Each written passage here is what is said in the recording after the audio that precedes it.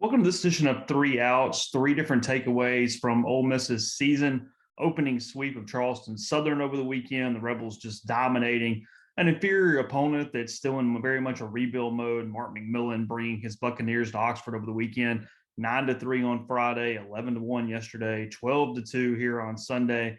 Two of the three games are a 7 and 8 inning run rules. They had that into effect as Ole Miss just really dominated and outclassed Charleston Southern over the weekend. But three different things coming up as they move into week 2 of the season for the number 5 Rebels, who could move up. I don't know. There's a lot of teams that lost in the top 25. We'll see what happens from a poll standpoint. But three things that stuck out, three things that I do think kind of matter heading into week 2. First, the one bit of injury news, one thing to follow, Hayden Duncan, Ole Miss's All-American catcher, maybe the best defensive catcher in the country. He tweaks a hamstring on Saturday. He does not play at all on Sunday. He didn't hit or do anything. Mike said that they didn't do batting practice. They didn't try to push him whatsoever.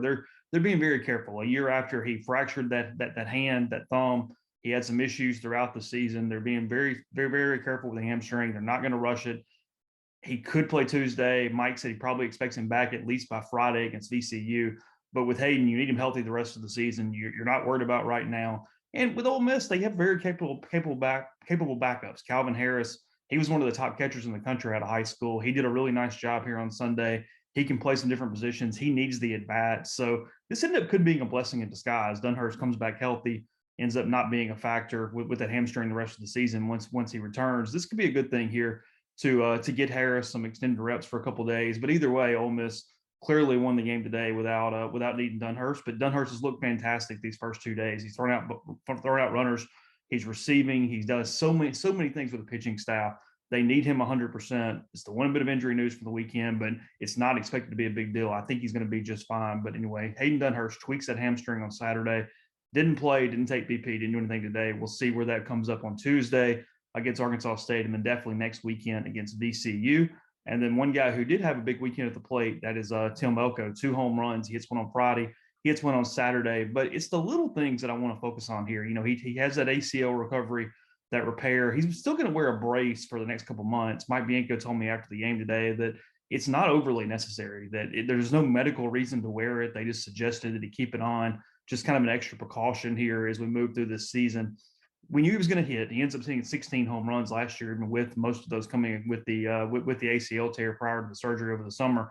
But you're seeing a fully healthy Tim Elko for the first time since prior to that injury last April the 5th, I think was the date on that. He dives back into the bag at one point today playing defense. I know some fans were kind of cringing and you watch Elko dive, but he was perfectly fine. He makes a big defensive play. He goes first to third there at one point. There's a lot of mobility there with Elko. I think he could even play third base if he have to, but you're seeing 100% Elko. And frankly, 100% Tim Elko is an All-American candidate. He's a guy that is going to carry this lineup. You know, Mike talked about on Saturday that it's a deep lineup 1 through 9, and you have so many different guys that serve roles, but you need your superstars. And Ole Miss has that with Jacob Gonzalez, and they have that with Tim Elko. And what you're seeing with him, the way he's moving on that knee, he is 100%. He is completely healthy, and that's a very dangerous thing for Ole Miss. I thought that was one of the big signs is you're not just seeing him hit the baseball. You're seeing him play a full game of baseball right now. He's playing defense.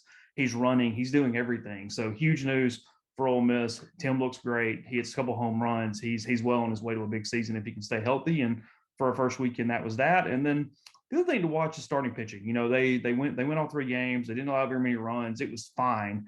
But I didn't think any starter really dominated. You know, talk about Derek Diamond on Friday night. I thought he pitched pretty well. I thought he located fairly well for most of his start. He had another one of those velocity drops down after the first innings.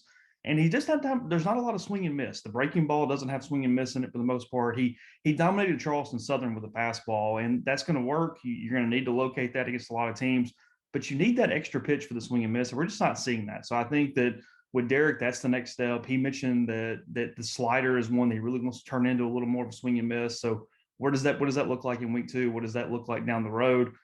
John Gaddis, I thought, had a really good debut. Of the 3, I thought he was the guy closest to expectations. He was overgeneralized a little bit early. He walked a batter the first inning and the second inning, but I think I'm going to chalk that up to energy. Just first time being at Ole Miss. He mentioned to us in interviews on Saturday that he had never played in front of a crowd at home over 500 people.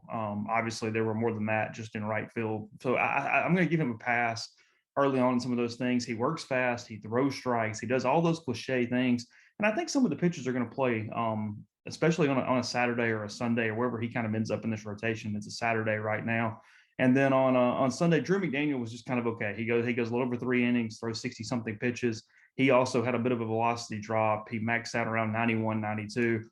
You don't want to make too much of it. He only gave up 1 run, a couple hits. It was just week one. So I don't expect any changes. I'm not even really being overly critical. But when I write down the guys who really impressed on the mound this weekend, none of the three starters necessarily made the very top of that list. So you look at Jack Doherty, he was fantastic today in a couple innings. We knew he probably would be. He's taken jumps even from that freshman season. Doherty throws 24 pitches. He throws 18 strikes. He strikes out 5 of the 6 batters he faced. He got a fly out for the other out. He was great today. I think he's a guy who could be a candidate for that rotation should somebody falter and that be needed. And then of the debut guys, Raleigh Maddox on Saturday, he was just tremendous. Mike said if he can do that, their bullpen just got a whole lot better. He maxed out at 95, 96. He threw a breaking ball in the strike zone. He threw a breaking ball for a swing and miss. He came to campus with a curveball back in the fall, and as happens with a lot with Ole Miss pitchers, they moved that to a slider, and it looked like a pretty dangerous pitch. Maddox showed a little bit of everything. He spotted up. He threw strikes. I think it was like a crazy strike percentage of his time out there. It was like 17 strikes and 19 pitches, something like that. So Maddox was outstanding. I thought he was very, very good. Jack Washburn showed some good flashes with that breaking ball on Friday night. So we knew there was going to be some depth. It's just a matter of putting it together, figuring out the roles were. But I guess the point of it is it's not panic time. It's not time to really jump to much of any conclusions because Charleston Southern's not a good baseball team, for just being honest. And that plays into multiple different ways with the pitchers. You don't want to put too much into them on opening weekend, where they do have a tendency to overthrow. As I mentioned with adrenaline, they have a tendency to kind of let it go a little more and not get into their starts, especially with starters. It can really affect them on those opening weekends. So they get a pass all the way around. But just when I write down who really impressed, there were some things I liked about Gaddis. There's some things I liked about Diamond. But for the most part, a couple of real relievers were the ones that really sold the show there that I'm taking into week two. So those are the three things that stuck out to me, other than what I've kind of written down. Observations coming after every game. You can find those at rebelgrove.com. And then Ole Miss, Arkansas State on Tuesday. That's at home. And then next weekend, VCU, Friday, Saturday, Sunday. So the Rebels are 3-0. They knock off Charleston Southern out of the Big South, and the Red Wolves coming to town on Tuesday. So successful week for Ole Miss. No injuries other than Dunhurst. He's going to be fine. And then they roll right into week two. So check rebelgrove.com in the meantime. We'll have all the Oxford Exxon podcasts throughout the week and plenty more coverage there on the site, again, at rebelgrove.com.